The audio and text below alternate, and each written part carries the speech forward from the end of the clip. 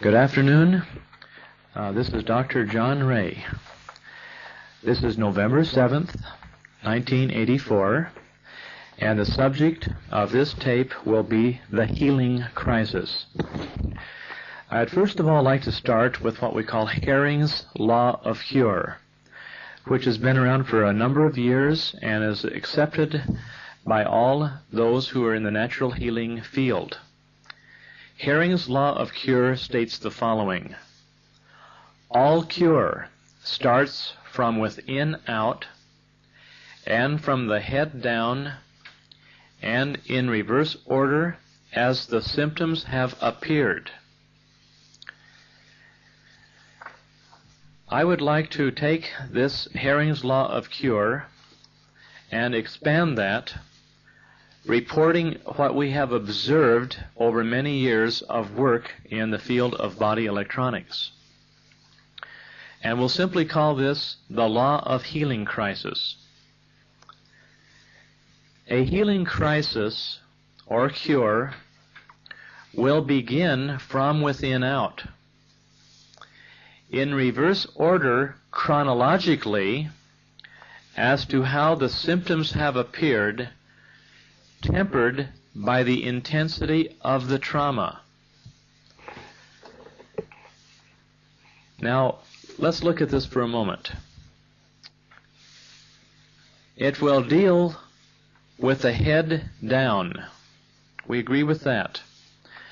But one thing that happens is that the traumas of least severity or intensity will be experienced first before the traumas of greater intensity. Now, the individual will have the opportunity to re-experience each trauma, both physiological and psychological, beginning with the trauma of least severity. The healing crisis is certainly dependent upon the physiological readiness and psychological preparedness of the individual. In other words, the person has to be physiologically ready by being on the proper program for a period of time, that the nutrients may have had sufficient time to dissolve or to break up the crystalline structures within the body, releasing the thought patterns, the word patterns, and the emotional patterns, which the person then has the ability, or shall we say the opportunity, to experience psychologically or on the mental level. Now, the individual will re-experience the suppressed thought patterns, the suppressed word patterns, and the suppressed emotional patterns to the degree he is capable of doing so, as well as willingness to do so. And here we have to consider the scale of emotions relative to memory, and this information we get from the Health and the Human Mind tapes. And so I'd like to recommend you understand that this particular tape is assuming that you have a good understanding of the nutritional program and how that works upon the body, and a good understanding of the Health and the Human Mind tapes, and basically a good understanding of how to handle these type of things when they arise from your own practical experience. So this particular tape will be a supplement to the experiences that you have already had. Now, let's stop and look at the basic concept that all cure starts from within out, and then compare that to the chart of iridology, where we understand that a three-dimensional body is going to be placed upon a two-dimensional chart of what we call the iris to the eye, where there's certainly going to be an overlapping of various organs and various situations here within the body. So the iris of the eye is not to be taken as an exact location of the organ, but as a general guide to go by to help us to find out what is actually wrong in the tissues of the body from a general point of view. Not specific, but general, because the entire nutritional program is based upon the general appearance of the iris of the eye. But some things we can note. We recognize that the stomach, or zone 1 in the iris of the eye, has reference to the digestive system. Zone 2 with what I am sure to be is a overlay under Zone 1 will be the intestinals area, or what we call the gastrointestinal tract. All of this lies within what we call the autonomic nerve wreath. Zone 3 has to do with basically the endocrine system, the blood lymph area, and the heart area, and the reproductive organs as such. Zone 4 and 5 are basically dealing with the bone structures and the muscle structures of the body. Zone 6 will be the lymphatics and the circulatory system, and Zone 7 will be the skin area. Now, here's where we would recommend that you attend classes on the iridology subject so that you can become an instructor in this area to really know what's going on with the iris of the eye. And then at best, it's going to take you many years of practice to really see what's taking place in the iris of the eye. And that'll come by looking at thousands of irises. Now, since the body heals from within out, the first thing that will be affected as we apply the program to the individual is he will be getting a correction in the stomach area. And so there may be a certain amount of nausea. There may be a certain amount of re-experiencing of times when the person is nauseous. So what you need to look at here is that the individual, by taking the supplements, will first of all be getting a little bit nauseous. Now, the supplements don't cause the nauseousness because the supplements are all natural. But if there is any nauseousness locked into the tissues of the body, then this will enable those tissues to release the suppressed thought patterns, word patterns, and emotional patterns pertaining to the nausea, and the person will re-experience times in his life when he was nauseous before. Now, you might ask him a question while he's going through this, when did you feel this way before? And his answer will always be, I never felt this way before. And that is something that you can always remember. He'll claim that he's never felt this way before because he won't have a memory of it. How can he admit to feeling a certain way when he doesn't know that he felt that way before? This is why it's all suppressed below the level of consciousness. But the thing is, the nutrients will unlock the crystalline structures, dissolving them in the lining of the stomach and the stomach area, releasing the suppressed traumas so the person can experience them on the conscious level. And so the person, because of his medical training or medical background, will feel, well, this made me sick. When the truth of the matter is the person was already sick, and this is unlocking that sickness to be experienced with love and released forever, creating a healing in the stomach area and the intestinal area. Now, Zone 2, of course, is the intestines. And so we may have some what they call cleansing diarrhea, and the intestines will begin to heal themselves.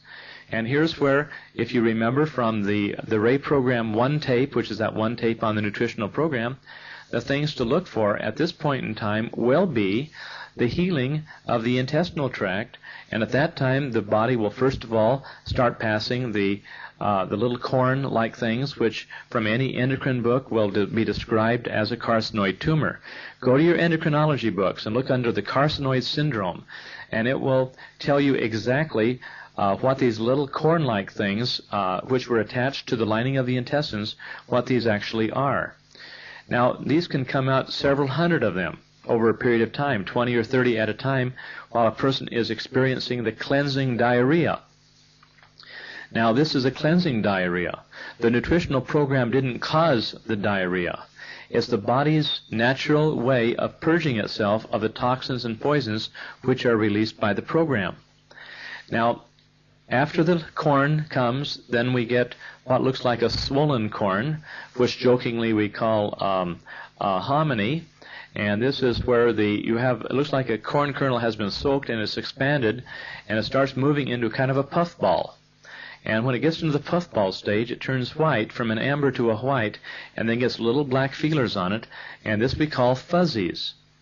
Now, many people have taken these fuzzies and put them in jars and taken them to the surgical nurses or the surgeons, and they're definitely identified as a cancer, which are being cut out of people every day, on the table in the hospitals. Now, these particular little fuzzies, I would anticipate that you would want to save these. I'm not saying that they make the best dinner time conversation, but my goodness, it's something that you can show people. Show them the corn and show them the fuzzies. We call these trophies, that people may have the opportunity of really enjoying the fruits of your labors. Because when you're on this program and you have this nauseousness and diarrhea and you really feel kind of, a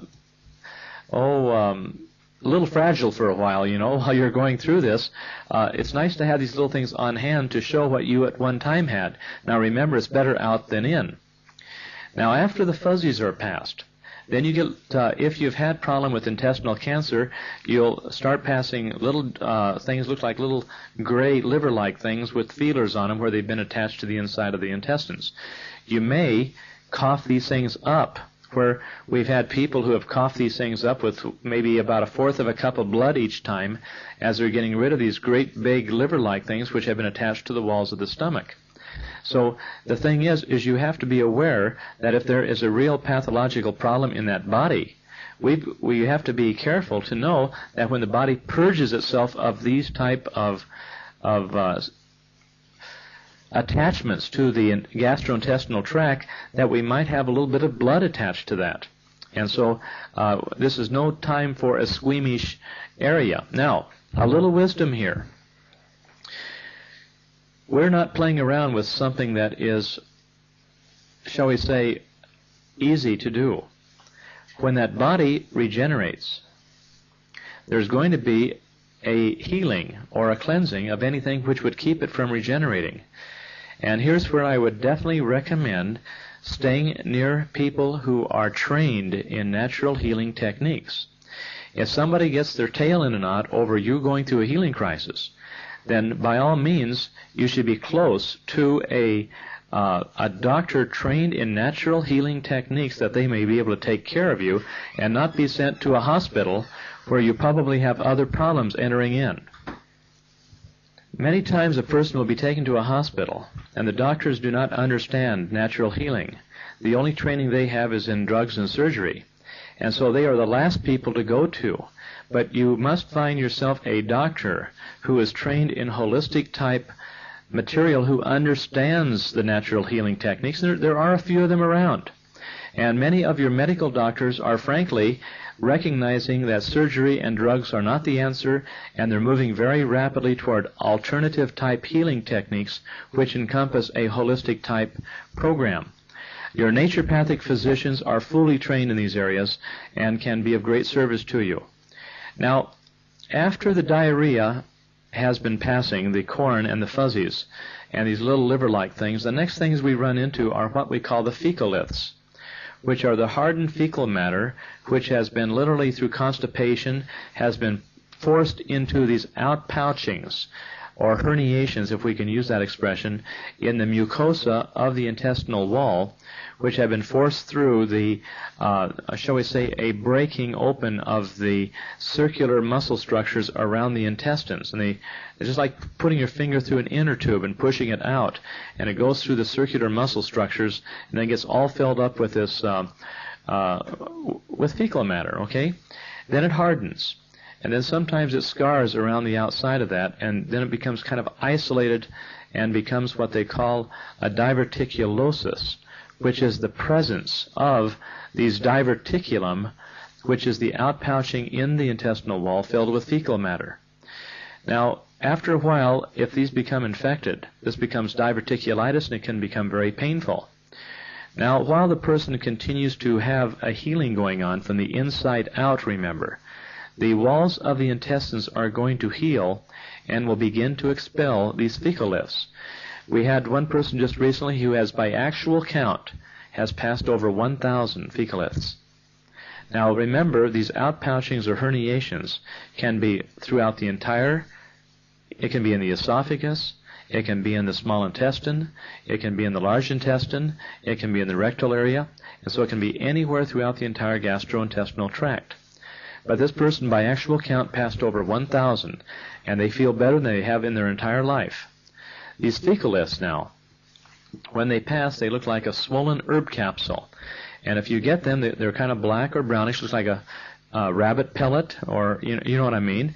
And but they look like an herb capsule that's swollen. They can be up to 3 inches in length.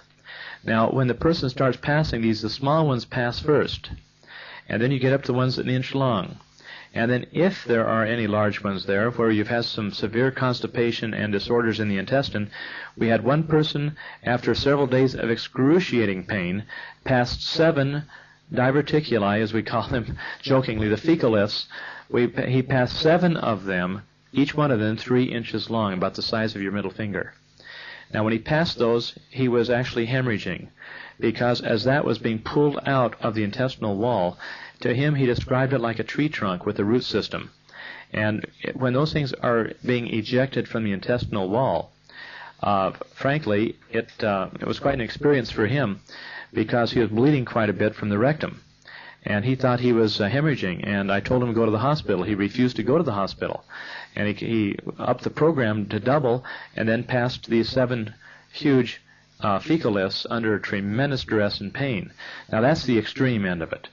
Out of the tens of thousands of people who've been on the program, this is the one extreme case. But if I don't tell you that this might happen, then you're going to come back and say, why didn't you tell me? But remember that when that scar tissue, which isolates off the fecalith, begins to dissolve and that fecalith comes out, there is the possibility of a little tiny bit of blood here and there. So when these fecaliths are passed, you may have a drop of blood or two. Don't let that worry you. But now if that continues, then you better check with somebody and find out exactly what's going on. And I'm talking about somebody who understands the nutritional approach that we're dealing with and the body electronics. Now, there are ways of handling the bleeding naturally. You don't have to go get cut on. So I just want you to understand that this is a situation here. Now, when we go to zone 3, we get into the endocrine system. And here's where we deal with the emotional tie-ins with each of the endocrine glands. Now, from Health in the Human Mind, you remember the pineal gland was associated with enthusiasm. And when enthusiasm is suppressed, then we begin to have a calcification or crystallization of the pineal gland. When the pituitary gland, that is tied in directly with the pain aspect. And when we have suppressed pain, then the pituitary gland doesn't function properly. The thyroid is going to be connected with anger, and when we have suppressed anger, then the thyroid and parathyroid will not function properly. The thymus will be suppressed, will be attached to or associated with suppressed fear. And so when you have suppressed fear, then the thymus gland will be affected, plus the immune system. Now, the grief level will be the levels of the pancreas and the adrenal glands. The spleen will be the area of apathy. They'll be associated with the emotion of apathy. And unconsciousness will be associated with the level of the gonads. The testes for the male and the ovaries for the female. Now, one thing that you need to know is that let's say that the fiber structures are suppressed down toward a level 7.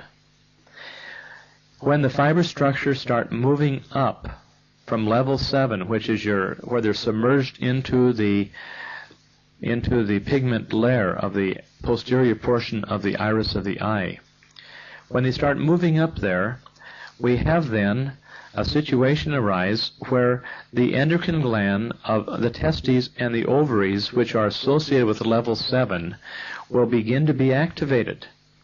And if they have been inactivated where the person has been impotent or where there's been no desire of any kind for sexual activity, then the person will go through a period of hyperactivity for a while as the glands begin to regenerate and to restore themselves to normal function. If there's been a hypoactivity, where it's a underactive condition, before they heal, they have to go through a hyperactivity, and then they drop back to a normal function. Now here's where the fiber structures are moving from a 7 level up to a 6 level, where they become a very dark gray. Now, as the fibers continue to move up, then we have the spleen will then be activated. And the person will then overcome, you might say, overcome problems pertaining to blood disorders. And with blood disorders, as you know from iridology, the blue spots from the sclera of the eye will start disappearing, and the person's energy level will come up. They'll no longer be bleeding at their gums. They will no longer bruise easily, and all the blood disorders will be corrected. And so the spleen will start functioning normally as an organ. Now remember, a physical organ is nothing but an outer manifestation of internal consciousness. And when the internal consciousness is changed, then the physical structures will begin to correct themselves. And since we're healing now from the inside out, remember zone 3 is the endocrine system. I might point out here also that if there's a problem in zone 1 or zone 2 in the iris of the eye, like let's say we have from the iridology class, you'll remember, if there is a stricture in that area, where the stricture, as you recall, will always, according to Dr. Brown, be associated with parasites causing scar tissue to the lining of the intestinal tract. And that scar tissue, as we talked about before, will then have a direct reflex action on anything as 0-degree reflex going outward from zone 1 and 2. So we always look at the iris of the eye and find out if there are any blockages in zone 1 and 2, because that's going to have an effect upon the other parts of the body. And let's say, for example, that we're dealing now with the adrenals and the pancreas. And let's say that's level number 5 on the endocrine scale. Now, this is also associated with suppressed grief. Now, when we get the suppressed grief, normally we would think that the pancreas and the adrenals will begin normal function. But if we have a stricture in the cecum area, let's say in the right eye, which is directly opposite the adrenal or directly opposite the pancreas, then that would hinder the healing that would take place in the pancreas and the adrenal by reflex action, 0-degree reflex. And so perhaps the endocrine glands would not begin to heal, and it's not just suppressed grief, it's a reflex action from the cecum area. And here's where we need to get that scar tissue dissolved in the cecum area with the nutrients that we've been dealing with, and get the colloidal minerals down in that area, possibly with an implant by your colon therapist. We will need definitely a lot of enzymes and minerals to help to dissolve the crystalline structures which will be showing up as pigmentation in the iris of the eye. We would need a lot of proper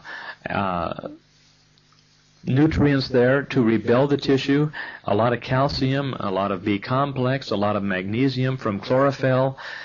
We need to have a lot of amino acids as a building tool there, so that all the tissues would be able to rebuild when the blockage is removed. We might have to do some very deep body electronic work directly on the cecum to dissolve that scar tissue.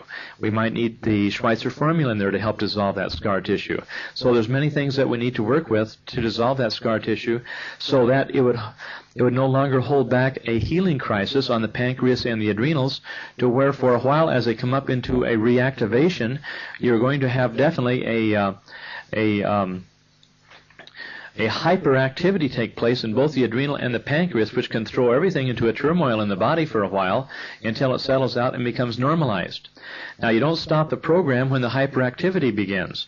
You keep the person going on the program, and so that they can go through the healing crisis on that, because, warning, please listen, if you stop the program and stop the body electronics at that point, you can leave them hung up right in the middle of the healing crisis, rather than doubling up on the program and pushing them through with body electronics, the healing crisis with the released traumas and so on, so that the body can regenerate. We're not fooling around with something to be idly toyed with.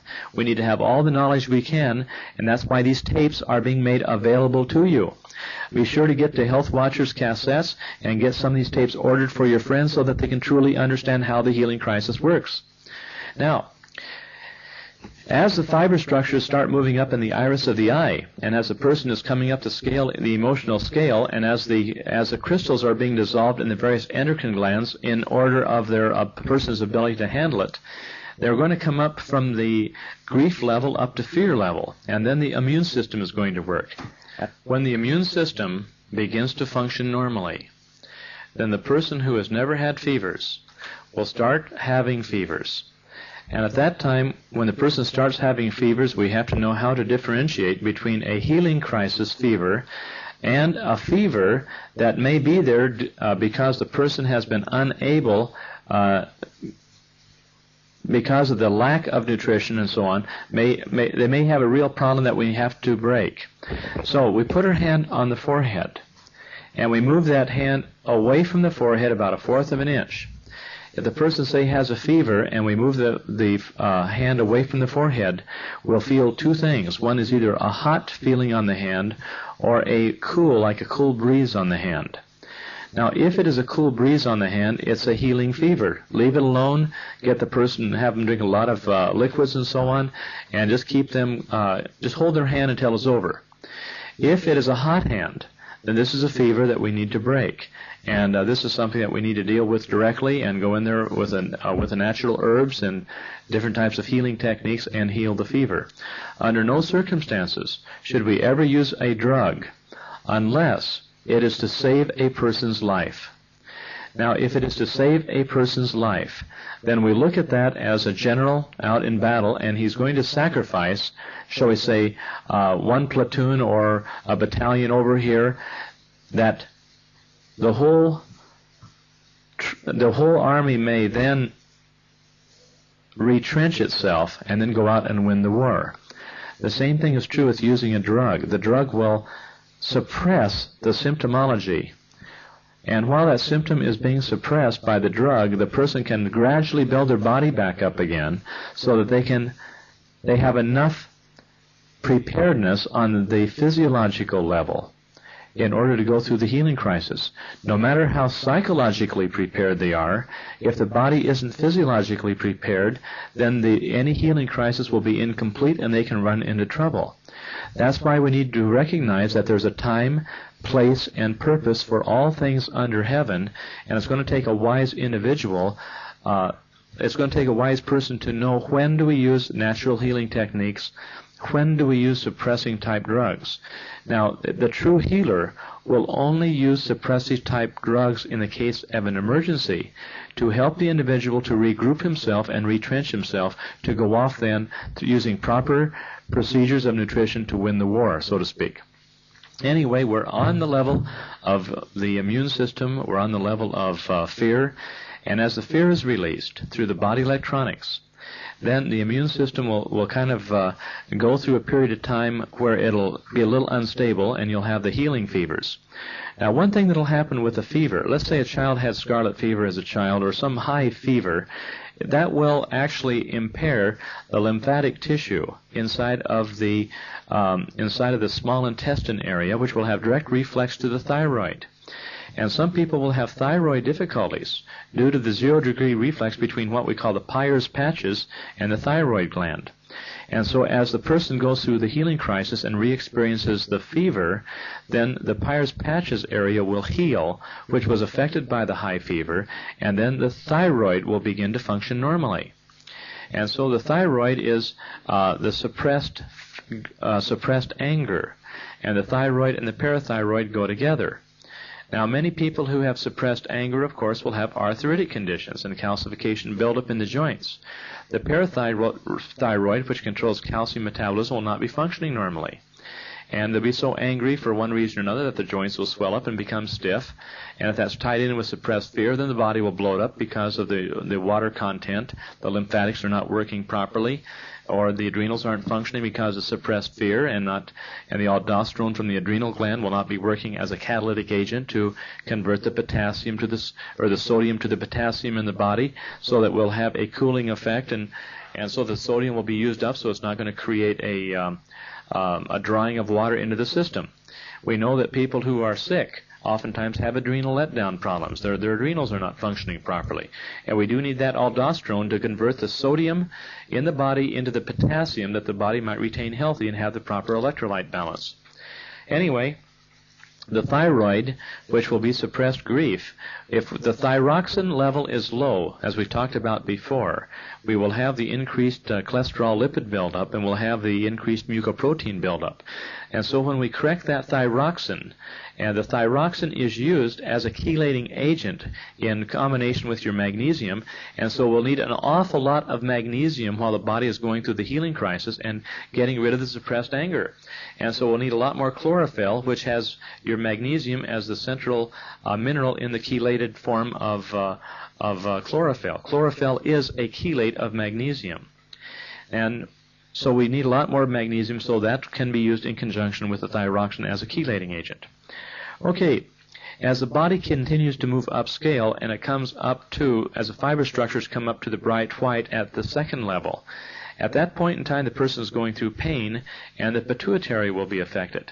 Now the pituitary has every type of hormone being secreted from there, which has a direct effect upon every other organ of the body. And here anything can happen depending upon the hereditary weaknesses of the person, or shall we call it the suppressed overlays on the DNA level. Now, here's where the person must experience lovingly and willingly everything that comes up, because everything which is entrenched on that DNA level could be coming up at that time, which the person would have to go through. And you'll have all kinds of weird things happening because, for example, the thyroid-releasing hormone from the pituitary controls the thyroid. And you can have all sorts of thyroid difficulties. You can have adrenal difficulties, pancreatic difficulties, and so on. And so we got some very interesting phenomena here. I might add, back to the pancreas, if a person is a diabetic, and using the body electronics and the proper nutritional program, as that pancreas begins to heal itself, we go then from a diabetic stage into the hypoglycemia stage and have a totally different set of symptoms. So as the pancreas begins to go from diabetic, expect the symptoms of hypoglycemia, and then expect the symptoms of hypoglycemia to level out until you have normal pancreatic function. During this time, if a person is a diabetic, you have to have them stay close to the lab to have their blood tests and so on, because not all of the time does the sugar spill into the urine, and so the urine test will not be accurate. But you need a good blood test to determine the insulin that needs to be taken to balance out what's happening in the body. So we've had people come down an average of 5 units a week on their insulin need, as they are very intent on correcting their function of their getting under control their diabetes problem. Anyway, finally the pituitary gland begins to function normally. Now this is something quite interesting because did I say pituitary or pineal? I think I should have said pineal.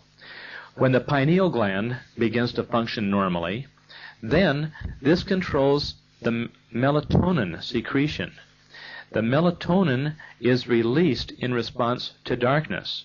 And when the sunlight is exposed directly upon the pineal gland, then we are able to shut down the flow of melatonin. Now, in the winter, a lot of people become very depressed. And so a sure cure, so to speak, for this has been by some people, if it's a melatonin problem, which of course shuts down the body and forces it into a depressed state, then people should have bright lights in the morning around them, the first 3 hours in the morning, and have bright lights in the evening, say from 6 o'clock until 9 o'clock at night, and that continually shuts down the melatonin, which then would shut down the rest of the body, and so it keeps them in bright lights, which keeps the endocrine system functioning normally and helps keep the chemistry going in the body and keeps the spirits high. So this melatonin has control over the entire body, and when in the absence of bright lights, the melatonin then is secreted and then shuts down the body's function. So remember that this melatonin is very important. Now, the pineal has another situation here. If you have suppressed enthusiasm, it becomes calcified. And so here's where lovingly and willingly enduring with lots of enthusiasm will help to dissolve that calcification of the pineal gland so it'll function normally. Now, when it is functioning normally, it has another unique quality in that it creates, or shall we say, secretes a substance which dissolves melanin pigmentation, which we find in the connective tissue for example, in the iris of the eye, giving the pigmentation, blackness, brownness, orangeness, redness, and so on, that we see in the eye. Any pigmentation in the eye other than blue is due to a melanin pigmentation tied in with protein. It's a protein complex. Now, when that pineal gland is functioning normally with enthusiasm, then the melanin begins to be dissolved, and the structures, the chromatophores, which is the discoloration, or shall we say the pigmentation on the surface, the anterior surface of the iris of the eye, then begins to break up, and along with that, the crystalline structures in the body which correspond to that begin to break up, and you have the release of the suppressed traumas, which are then experienced on the conscious level. And so you have a healing crisis. Everything in reverse order. Now, a healing crisis is simply the re-experiencing on the conscious level of those traumas which at one time were suppressed, which is causing the crystallizations in various organ structures which would be considered the weakest parts of the body, which is then causing them to become more and more slowed down in their function. And so everything is then re-experienced in reverse order as the crystallizations break up, as the scar tissue dissolves, as any blockage to any body part is dissolved, allowing then the flow of cerebral spinal fluid to move on through, like we talked about in the tape on body electronics, where if there's a blockage to the flow of the cerebral spinal fluid anywhere, it's going to cause a lack of electrolytes, which work as catalysts or catalytic agents in the metabolic processes in every cell of the body. If we don't have the minerals, we don't have the normal cell function. Therefore, we have the breakdown in cell function. So we have to get those blockages dissolved. And every blockage is like a microcomputer chip. It's full of stored thought patterns, word patterns, and emotional patterns.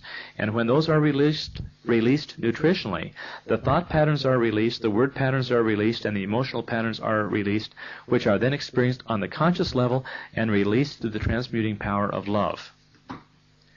Now let's go on from the endocrine glands, and let's move on into level 4 and 5, or shall we say zone 4 and 5 of the iris of the eye, and realize that until the endocrine glands are balanced, that the rest of the body is not going to heal properly.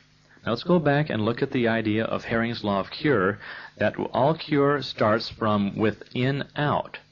And so we deal with the digestion, we deal with the intestines, we deal with the endocrine system, and then we move on out into the bones and the muscle structures, which we have shown, for example, in the massage and the manipulation classes, where they have a direct reflex action to the endocrine glands. In body electronics, we go into that from another point of view. And so there is so much information here which is tied in to the various reflexes of the body that it's absolutely exciting to know that this body operates as an integrated whole. And we don't give a this is for that. We deal with the idea that when the body is given all of the nutrients in balance, then the body will literally heal itself. But remember, it heals from the inside out with the re-experiencing of all of the traumas in reverse order chronologically and tempered, as we mentioned earlier, by the intensity of the trauma. Now, let's take a look at a given situation. We look at the iris of the eye. And let's say we see at 4 o'clock in the right iris a big black spot right in the back area, the upper back area. Now, had a lady in Oklahoma. She had been to every single medical doctor, and all the doctors said she was perfectly fine. Yet she was in such severe pain that she was in pain whether she lied in bed. She was in severe pain whether she got out of bed. She couldn't take care of her kids. She couldn't take care of her husband. She couldn't do her housework, and she was in pain all the time. And she didn't want to go on painkillers. The doctors that she went to, now this is not all the doctors, but the doctors that she went to told her it was all in her head and referred her to a psychiatrist. Okay. Now, here's where the iris becomes a very definite need for diagnosis. We went to 4 o'clock in the right iris. We looked in the back area. There's a big black spot there. And when I touched that area, she said that's exactly where the pain was, continually in her back, and nobody could do anything for her. Well, what we did is we saturated her body with the proper nutrients. We saturate it with the enzymes. We saturate it with the minerals, which form this alkaline detoxifying agent. And then that pulls out all the heavy metals, all the toxins and poisons out of the area. And the black spot now was in the tissue of greatest weakness and showed up in the corresponding part of the iris of the eye. Now, the black spot gradually turned brown, and then the brown began to break up, at which time the crystallizations in the back, which were held in place by the suppressed trauma that she endured, when that was released, she went back through an injury. And to make a long story short, as she experienced every facet of that suppressed trauma that she had forgotten on the conscious level and released it, then the dark spot in her spine disappeared more rapidly until the dark spot was gone and she was free of pain. She's up around taking care of her husband, her kids, and she's busy doing everything she can get her hands on, and she's delighted to be alive and well. Now here's where we are able to reverse the traumas. Now let's talk about trauma. Let's say a person sustains a blow, car wreck, baseball bat, fall down the stairs, and their back hits a certain spot. Okay. That suppressed trauma that the person was incapable or unwilling to lovingly and willingly endure, then that is a weakened spot in the body, and all of the toxins in the body, if the person is not on a good nutritional program, all those toxins will settle out in the tissues of greatest weakness, which will be where the trauma took place. And in the iris of the eye, in the corresponding part of the eye, to the back, then that's where the pigmentation will occur. So we can see that when we saturate the body will utilize what it needs to dissolve the crystalline structures, or the, shall we call it, some people call it drug deposits, I call it inorganic mineral deposits. But as all that stuff is pulled out of that area of the spine, then the corresponding spot in the iris of the eye begins to diminish, the melanin pigmentation disappears, and the eye returns to its natural perfect form. So, this is very, very important that we understand that, because wherever we find a pigmentation spot in the iris of the eye, there is a corresponding pathological condition which always, in the presence of a pigmentation, or what we call a melanin pigmentation, which can range anywhere from a light brown to a black, there will always be some sort of a, shall we say, lurking on the horizon of a pathological condition in the corresponding tissue wherein we find that in the iris of the eye. Corresponding tissue in the physical body where we find it in the iris of the eye. So, what do? We look upon that pigmentation spot as representing some sort of a crystalline formation, which operates according to the frequencies and wavelengths of the suppressed traumas, and forms directly around it according to law. There are no mistakes. Now, as that pigmentation in the iris of the eye forms, we then know where to go to work on that with body electronics. We know that we've got something there, but we don't know what it is.